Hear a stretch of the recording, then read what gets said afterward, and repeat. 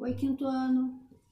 Espero que todos estejam bem, fazendo as atividades que a tia Deise tem passado, corrigindo os questionários, corrigindo os deveres. E qualquer dúvida que vocês tenham, é só mandar pelo YouTube, ok? Então vamos pegar agora a nossa apostila de História, para a gente recapitular a unidade 3 e a unidade 4. Unidade 3, página 28. A escrita e o registro histórico. Então, aqui na página 28, nós estamos vendo uma placa suméria. Na página 29, nós sublinhamos, as partes mais importantes. Então, na página 29, nós sublinhamos que usamos a linguagem escrita para garantir que uma informação ou um pensamento fique guardado. Ok? Nós não somos capazes, de lembrar de tudo que a gente falou, de tudo que a gente aprendeu na sala de aula, se não tiver alguma coisa registrada. Página 30. A invenção da escrita. Nós também sublinhamos que a comunicação verbal, fala e os desenhos nas paredes, pinturas rupestres, foram de grande importância para a vida em sociedade. A escrita facilitava a atividade comercial, o registro de preços, compra e venda, empréstimos, produtos estocados. Na religião, os religiosos confeccionavam os textos sagrados e as orientações. Na política, a criação de leis, códigos de conduta, pronunciamentos, etc. Página 31. Muitas formas de escrever. A escrita criada pelos sumérios era chamada de cuneiforme, porque a ferramenta utilizada para produzi-la era a cunha, responsável pelo entalhe dos símbolos nas placas de argila. Pouco tempo depois, os egípcios, no norte da África, desenvolveram a escrita hieroglífica, que em grego significa escrita sagrada, utilizada principalmente nas pirâmides e nos túmulos. No Egito, utilizavam-se ainda mais dois tipos de escrita, a hierática e a demótica, mais conhecida pela população. Os escribas, o que eram os escribas? Funcionários do governo egípcio que tinham a tarefa de registrar fatos e informações importantes para o exército do poder. Aqui tem a tábua de argila e aqui tem o hieróglifos.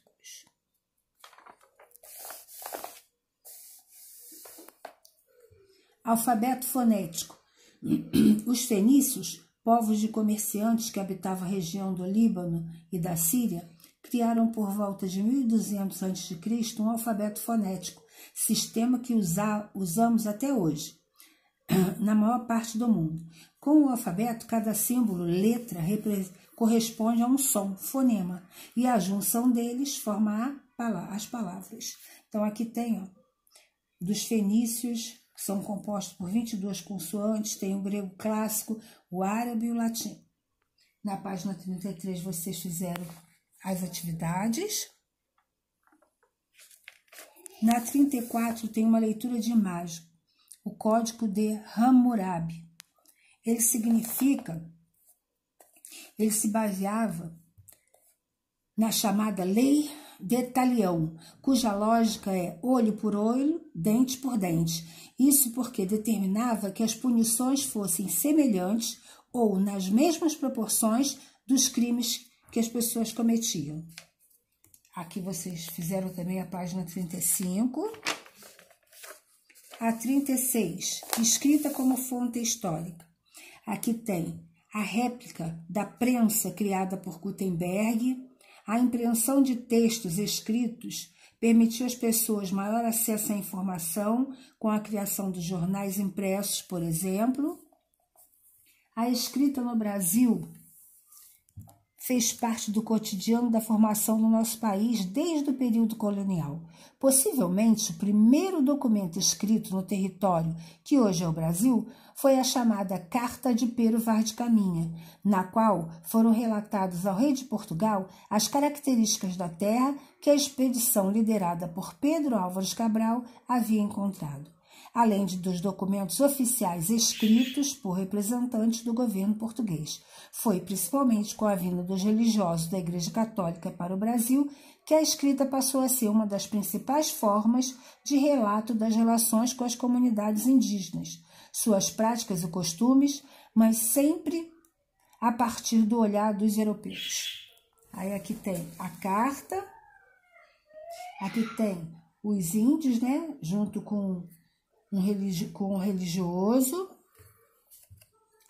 e aqui tem embaixo tem uma escola lá em Curitiba, em 1909.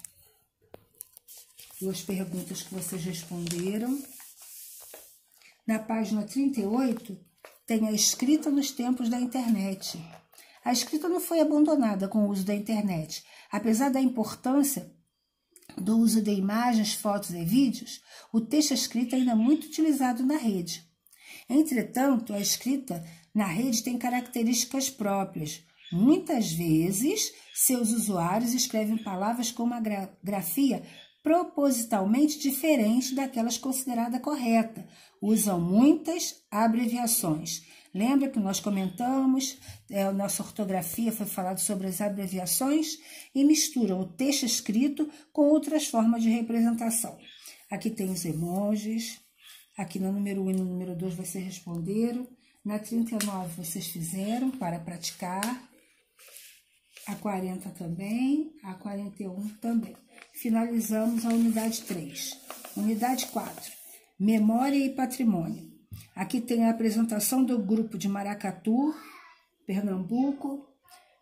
Aqui tem a memória que construímos individual e coletivamente é muito importante para a nossa vida e sociedade. Da mesma forma, um país também busca preservar a sua memória por meio da escolha de elementos fundamentais para ela. É a isso que chamamos de patrimônio. Olha a nossa pesquisa. Aqui tem um patrimônio, ó, Convento de Santo Antônio de Igaraçu, em Pernambuco. Essa casa foi construída no século XVI, por iniciativa dos padres franciscanos. Página 44. A memória. A memória resgata lembranças que temos de coisas que acontecem conosco no passado, né? Sejam elas coisas boas ou ruins, positivas ou negativas. Os seres humanos costumam armazenar as lembranças de fatos que ocorreram na vida pessoal, mas também é comum guardar recordações de histórias importantes dos locais em que vive. Temos a memória pessoal, de momentos que aconteceram conosco, e a memória coletiva, na qual armazenamos episódios de âmbito público, em nosso bairro e cidade. A memória coletiva é um fator fundamental para a construção da nossa identidade, isto é, nos faz elaborar um sentimento em relação a determinado espaço.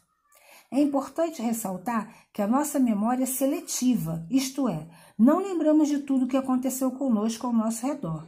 Muitas vezes, o que consideramos pouco relevante ou que preferimos não lembrar, ou ainda que é pouco falado, acaba sendo esquecido.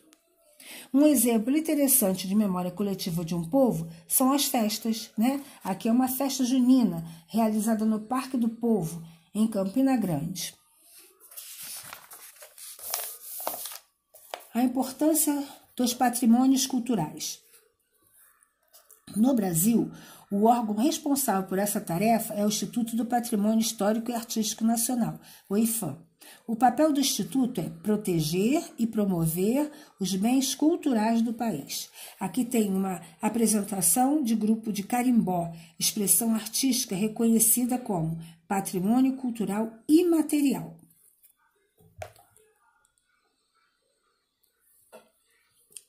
Para ajudar na preservação da memória, existem os lugares de memória, que auxiliam a contar e guardar as lembranças de uma sociedade. São os museus, as exposições, as bibliotecas, os arquivos e outros espaços são muito importantes nessa tarefa, né? Além disso, conforme a própria definição do IPHAN e da Constituição Brasileira, patrimônios podem ser materiais, os objetos, construções, edifícios, ou imateriais, festas, danças, práticas culinárias, celebrações, entre outros. Olha a nossa pesquisa, Aqui tem uma roda de capoeira.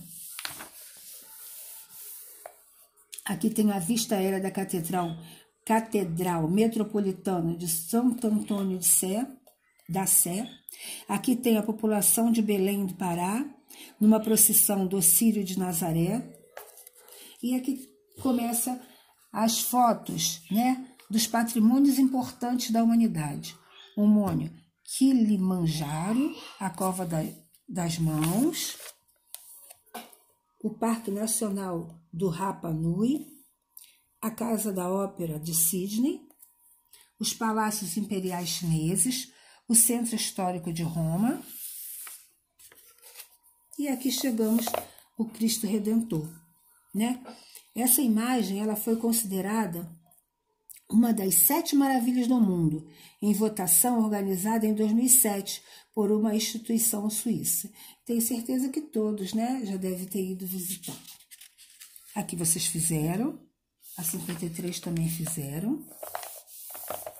Afinal, qual é a importância dos patrimônios culturais da humanidade? Os patrimônios que você viu nas páginas anteriores e muitos outros espalhados pelo mundo são reconhecidos como de relevância para a construção e a preservação da história da humanidade. Esses patrimônios foram criados em algum momento do passado, mas continuam sendo admirados pelos que vivenciam. Aqui é a nossa pesquisa, né? São o patrimônio histórico-cultural da sua cidade, né? Então, aqui tem, ó, desfile de uma escola de samba de Salgueiro, no Rio de Janeiro. Aqui vocês fizeram para praticar, página 56 a página 57.